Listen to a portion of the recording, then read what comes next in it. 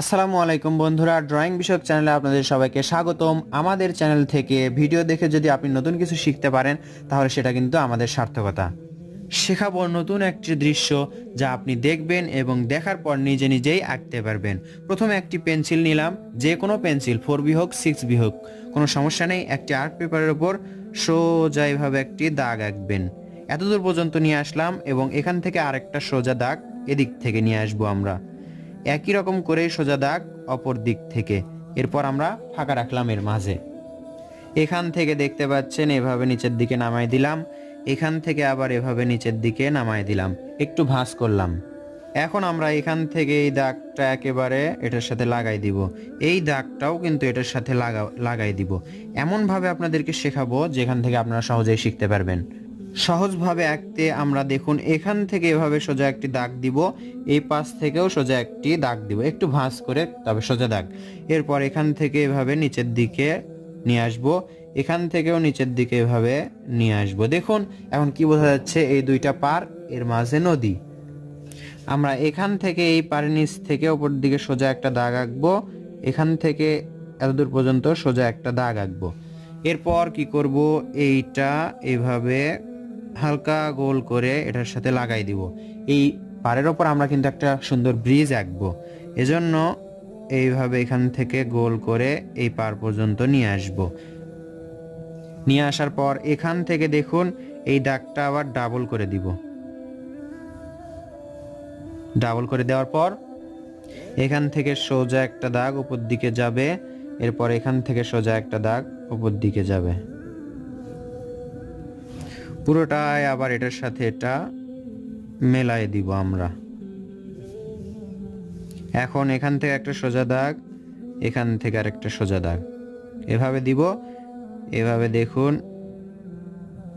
এভাবে বক্সের মতো করব।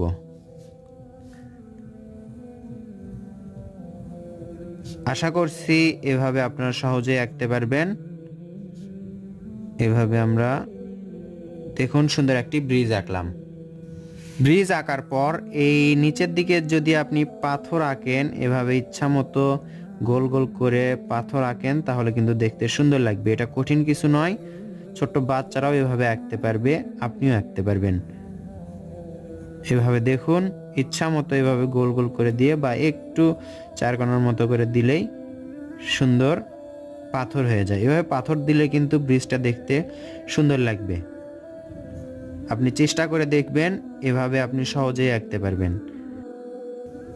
এখন আমরা পার থেকে এভাবে দাগ হালকা করে উপর দিকে তুলে দিব, তাহলে মাটির পার বা রাস্তাটা ভালোভাবে বোঝা যাবে। হালকা দাগগুলো এভাবে তুলে দিলেই দেখতে সুন্দর লাগবে। আরেকটা কাজ করব, সেটা হচ্ছে এখান থেকে এটা ডাবল করে দিব, এখান থেকে এটা ডাবল করে দিব, তাহলে পারটা সুন্দরভাবে বোঝা যাবে। দেখুন এখন দৃশ্যটা দেখতে কত সুন্দর লাগছে। এভাবে আরেকটা দাগ দিলাম, এটা হচ্ছে পুকুর বা নদীর পার। এখন ওপরে আমরা তেমন দৃশ্য আঁকবো না, আঁকবো আমরা শুধু এখানে একটি ঘর, সুন্দর একটা ঘরের দৃশ্য, ঘর আঁকবো আমরা। ঘরের চালা আঁকলাম প্রথমে, এভাবে সহজেই ঘরের চালা আঁকা যায়। এভাবে সোজা দাগ দিলেই এখানে আমরা দরজা আঁকবো, এখানে জানালা, অর্ধ জানালা। এভাবে এই পাশেও আমরা একটা ঘর আঁকবো, তাহলে দৃশ্যটা দেখতে সুন্দর লাগবে। এই পাশে আমরা দরজা আঁকলাম না, এটা একটু অন্যরকম করে আঁকলাম। এই ঘরের পাশে যদি একটা গাছ দিই তাহলে কেমন হবে, অবশ্যই সুন্দর হবে এবং ভালো লাগবে। দেখুন এভাবে সহজেই গাছ আঁকবেন। এভাবে গোল করলাম, গোল করার পর এই পাশে আরেকটা গোল করলাম, উপর দিকে এইভাবে গোল করে তুলে দিলাম, সুন্দর একটি গাছ, সহজ একটি গাছ। ঠিক একই রকম করেই আমরা এই পাশেও একটি গাছ আঁকবো। গাছের ডাল হলো, এখন আমরা গাছের পাতা আঁকবো। এভাবে উপরে আরেকটা দিলেই সুন্দর একটি গাছ। দেখুন দুইটা একই রকমের গাছ এবং ঘর হলো।